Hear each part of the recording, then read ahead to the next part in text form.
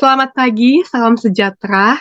Pertama-tama kami ucapkan terima kasih kepada Ibu Elmira Siska, SP, MBA, selaku dosen mata kuliah Sekuritas dan Portofolio. Sebelumnya, izinkan kami memperkenalkan diri. Nama saya Melania Catherine Marpaung, dan teman saya itu Mia Ulansari. Baik, dalam video kali ini, kami akan menganalisis sebuah perusahaan. Kami memilih 3 perusahaan. Yang pertama, ada perusahaan Unilever. Yang kedua, ada perusahaan BBRI. Dan yang terakhir, ada perusahaan MNCN.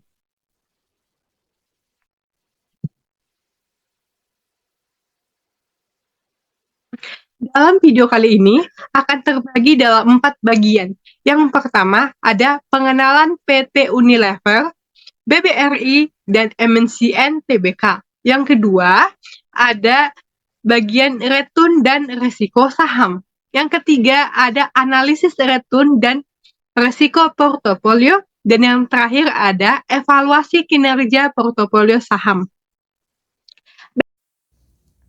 Baik, ini adalah bagian pertama, yaitu pengenalan saham. Saham yang pertama kali kita bahas adalah saham Unilever Tbk atau UNVR. Perusahaan Unilever didirikan pada tanggal 5 Desember 1933. Perusahaan ini pertama kali menawarkan sahamnya pada tanggal 16 November 1981 dan listing date pada tanggal 11 Januari 1982. Harga PO pertama kali seharga Rp3.175 per lembar. Harga yang dibagikan sebanyak 9.200.000 lembar. Dari hasil penjualan tersebut, PT Unilever Tbk mendapatkan dana sebesar Rp29.210.000.000. Berikut adalah produk-produk dari Unilever Tbk. Oke, untuk berikutnya ini adalah PT Bank Rakyat Indonesia Tbk atau BBRI. Perusahaan BRI berdiri sejak 16 Desember 1895. Perusahaan ini pertama kali menawarkan sahamnya tanggal 31 Oktober 2003 dan listing di tanggal 10 November 2003. Harga IPO pertama kali seharga Rp875 per lembar. Saham yang dibagikan sebanyak 4.760 miliar lembar. Dari hasil penjualan tersebut, PT BBRI mendapatkan dana sebesar Rp4.170 miliar. Selanjutnya, ini adalah produk-produk dari PT Bank Rakyat Indonesia atau BBRI. Media Nusantara Citra Tbk atau MNCN. Perusahaan MNCN berdiri sejak 17 Juni 1997. Perusahaan ini pertama kali menawarkan sahamnya tanggal 13 Juni 2007 dan listing date tanggal 22 Juni 2007. Harga IPO pertama kali seharga Rp900 per lembar. Saham yang dibagikan sebanyak Rp4.130 miliar. Dari hasil penjualan tersebut, PT MNCN mendapatkan dana sebesar Rp3.710 miliar. Ini adalah produk-produk dari PT Media Nusantara Citra Tbk atau MNCN. Baik, di bagian kedua kita akan membahas mengenai return dan risiko saham. Return adalah presentasi keuntungan dan kerugian yang diperoleh oleh seorang investor dari investasi saham selama beberapa periode.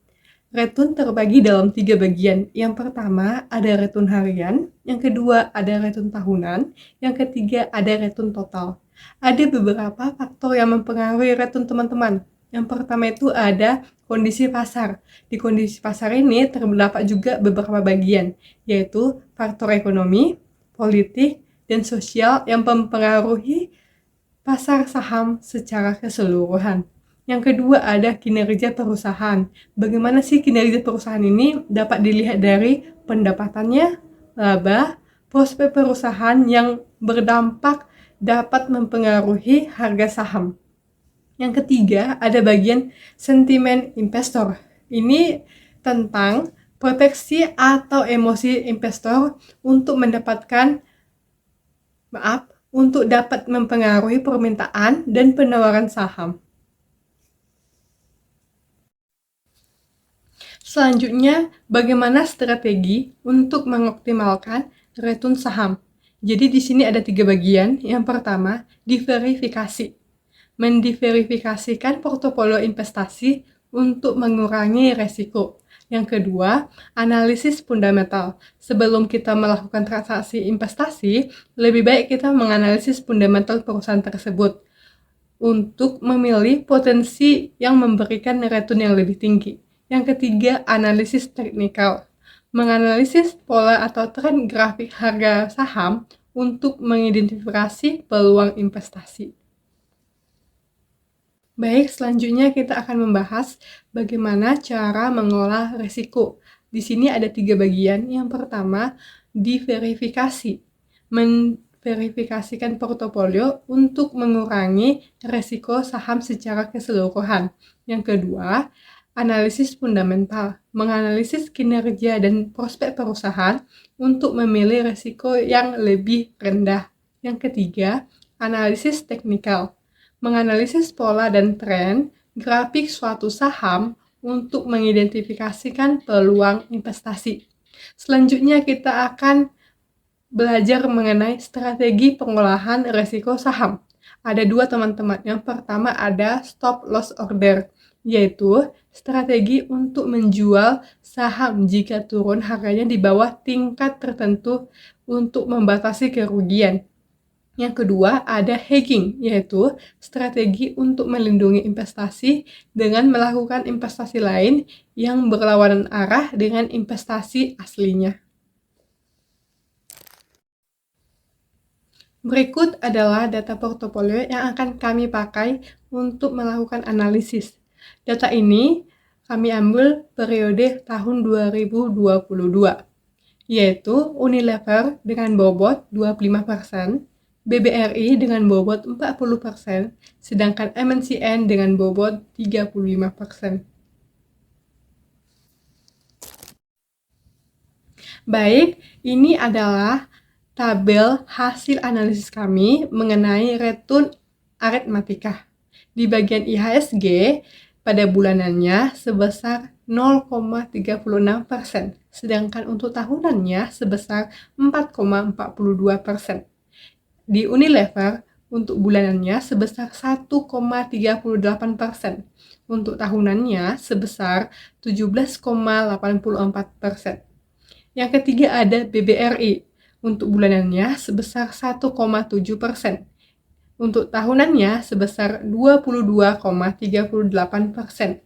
Yang terakhir ada MNCN, untuk bulanannya sebesar minus 1,4%, sedangkan tahunannya sebesar minus 15,61%. Di sampingnya ada bentuk diagram dari tabel tersebut, teman-teman. Kita dapat melihat yang berwarna kuning adalah nilai aritmatikanya yang bulanan, sedangkan yang ungu adalah aritmatikanya yang tahunan. Berikutnya ada return geometri. Ini adalah tabel return geometri. Kita lihat di bagian IHSG, untuk bulanannya sebesar 0,33%, sedangkan tahunannya itu sebesar 4,09%. Di bagian Unilever, untuk bulanannya sebesar 1,12%, di bagian tahunannya sebesar 14,36%. Di bagian BBRI, untuk bulanannya sebesar 1,54%, untuk tahunannya sebesar 20,19%. Yang terakhir ada MNCN, untuk bulanannya sebesar minus 1,62%, untuk tahunannya sebesar minus 17,78%. Baik, di sampingnya ada bentuk diagramnya, teman-teman. Jadi yang warna biru ini adalah khusus untuk yang bulanan, sedangkan yang merah adalah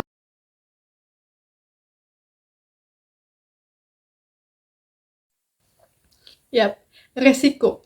Ini adalah tabel resiko dari IHSG, Unilever, BBRI, dan MNCN. Untuk bulanannya di bagian IHSG adalah 2,41%, 42%.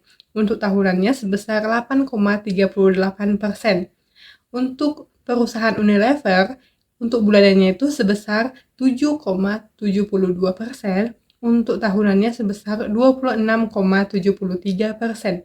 Yang ketiga ada BBRI. Untuk bulanannya sebesar 5,76%. Untuk tahunannya sebesar 19,95%. Yang terakhir ada MNCN. Untuk bulanannya sebesar 6,92%, untuk tahunannya sebesar 23,97%. Baik, di sampingnya ada bentuk diagramnya. Jadi yang berwarna kuning adalah resiko bulanannya, sedangkan yang berwarna hijau adalah resiko tahunan.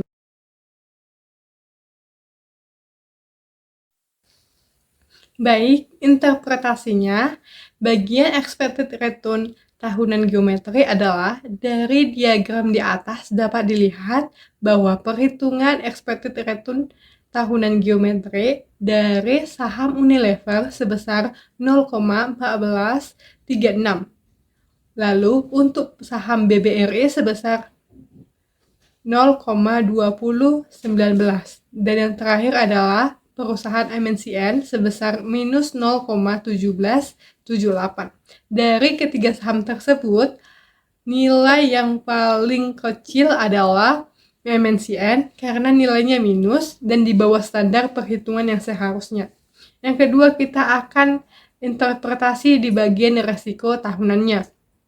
Untuk perhitungan expected resiko tahunannya dapat dilihat bahwa perusahaan Unilever adalah perusahaan yang lebih besar sebesar 0,2673, lalu BRI sebesar 0,1995 dan MNCN sebesar 0,2397.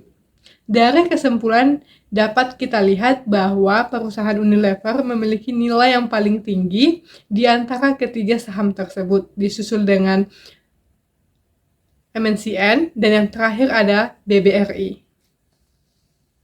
Nah, ini selanjutnya adalah analisis return dan resiko portofolio.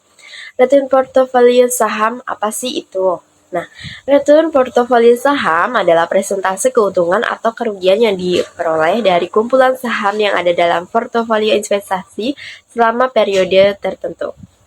Berikutnya ada jenis-jenis return portofolio. Yang pertama itu adalah return tertimbang, lalu ada return tahunan, lalu yang ketiga ada return kumulatif.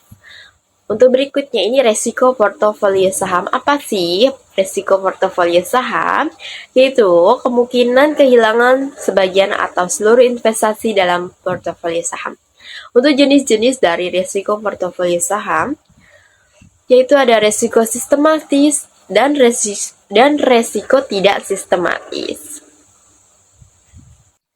Analisis return dan resiko portofolio. Rumus return portofolio saham menggunakan presentasi keuntungan atau kerugian dari kumpulan saham yang ada dalam portofolio investasi selama periode tertentu. Rumusnya yaitu RP sama dengan buka kurung W1 kali R1 tutup kurung ditambah W2 kali R2 tutup kurung ditambah titik-titik-titik ditambah buka kurung WN kali RN tutup kurung. Untuk keterangannya, RP itu return portofolio, lalu W-nya itu bobot, R-nya adalah return. Lanjut, ini adalah rumus resiko portofolio saham. Rumus resiko portofolio saham digunakan untuk mengukur resiko investasi dalam portofolio saham.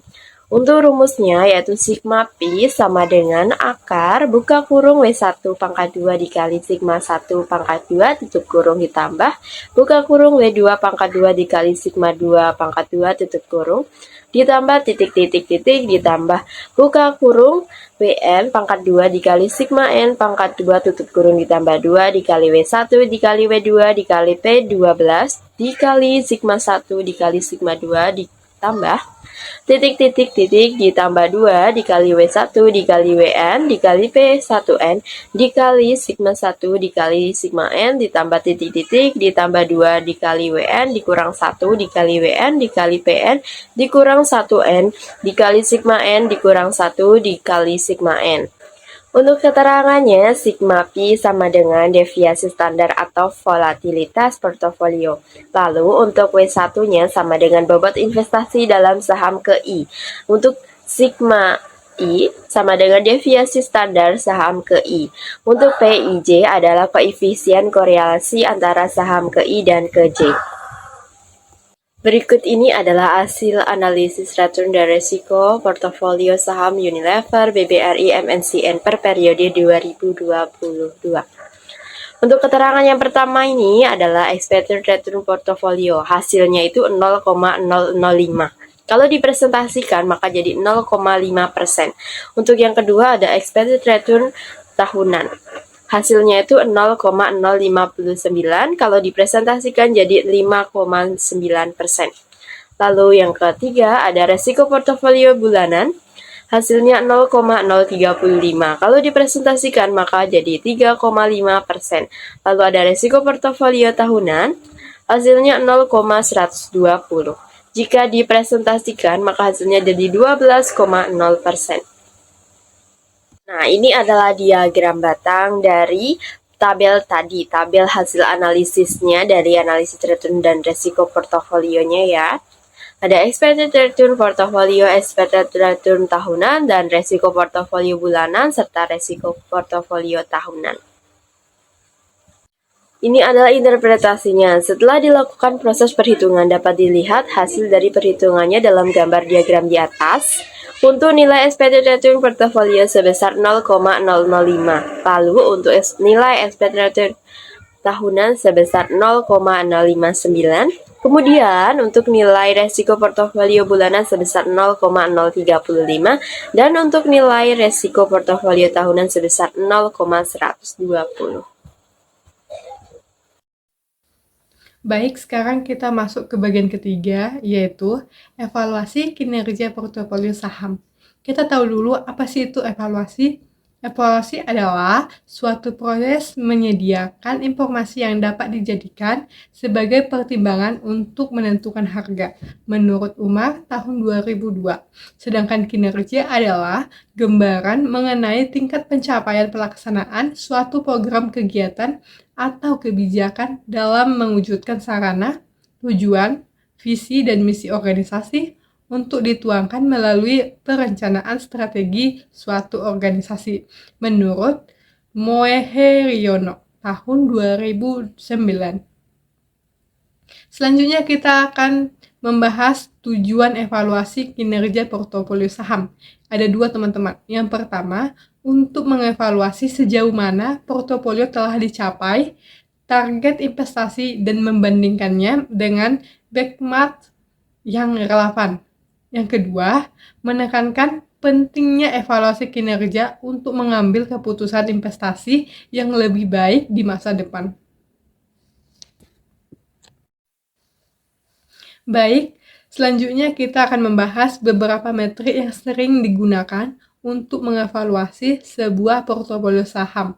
Yang pertama, ada return portofolio, yaitu presentasi keuntungan atau kerugian portofolio saham selama beberapa periode. Yang kedua, ada resiko portofolio, yaitu ukuran volatilitas atau fluktuasi nilai portofolio saham. Yang ketiga, ada Sharpe ratio, yaitu mengukur tingkat pengembalian portofolio saham yang dihasilkan per unit risiko yang diambil. Yang keempat ada Treynor ratio, yaitu mengukur tingkat pengembalian portofolio saham yang dihasilkan per unit risiko secara sistematis yang diambil atau beta. Yang terakhir ada Jansen alfa, yaitu mengukur tingkat pengembalian portofolio saham yang melebihi atau kurang dari tingkat pengembalian yang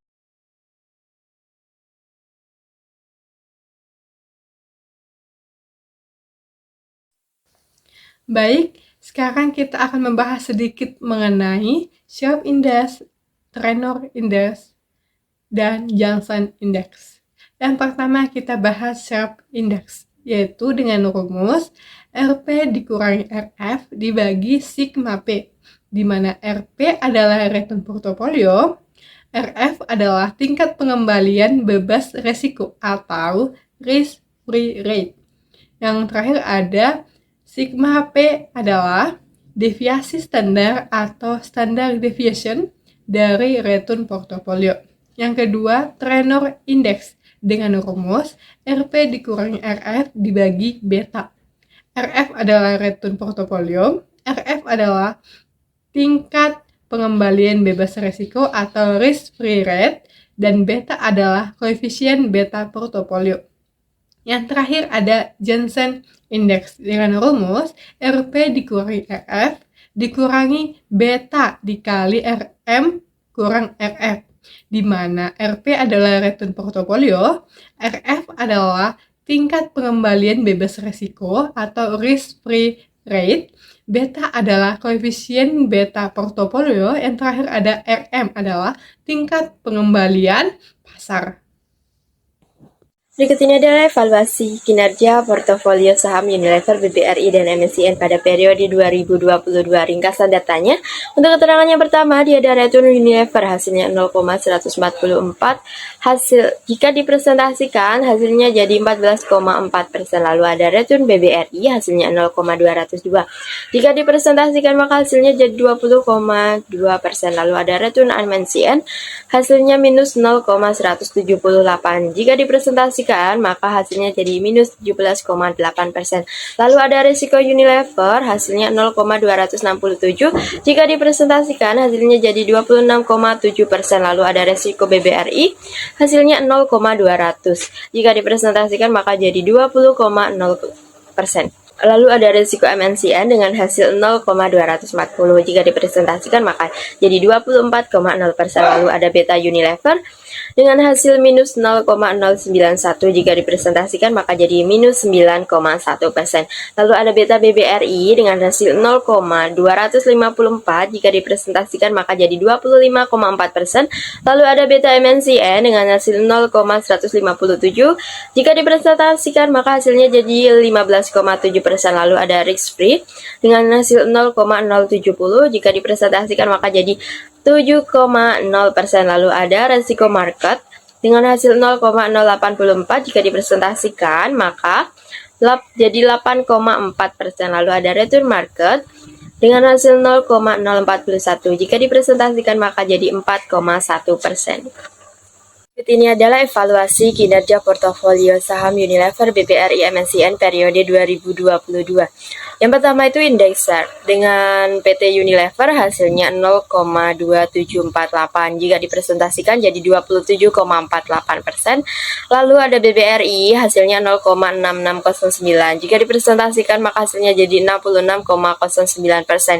Lalu ada MNCN dengan hasil minus 1,0343, jika dipresentasikan maka hasilnya jadi minus 103,43%. Lalu untuk pasarnya hasilnya minus 0,3484, jika dipresentasikan hasilnya jadi minus 34,84%. Lalu ada indeks trainer untuk PT Unilever hasilnya minus 0,8033, jika dipresentasikan hasilnya jadi minus 80,33%.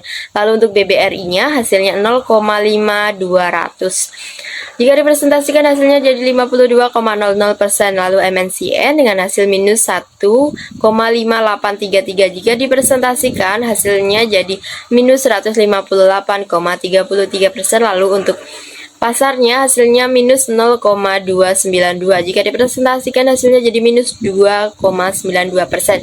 Lalu ada indeks Jensen dengan hasil PT Unilever-nya 0,0708, jika dipresentasikan hasilnya jadi 7,08%. Lalu untuk BBRI hasilnya 0,1399, jika dipresentasikan untuk BBRI hasilnya 0,1393, jika dipresentasikan hasilnya jadi 13,93%.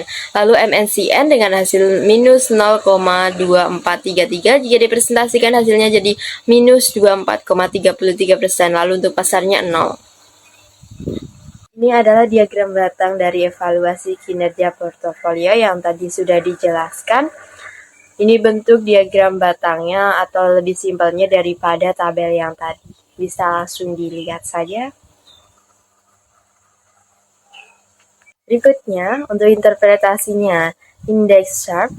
Pada perhitungan di atas, indeks Sharpe dari Unilever sebesar 0,2748 atau 27,48%, sedangkan BBRI sebesar 0,6609.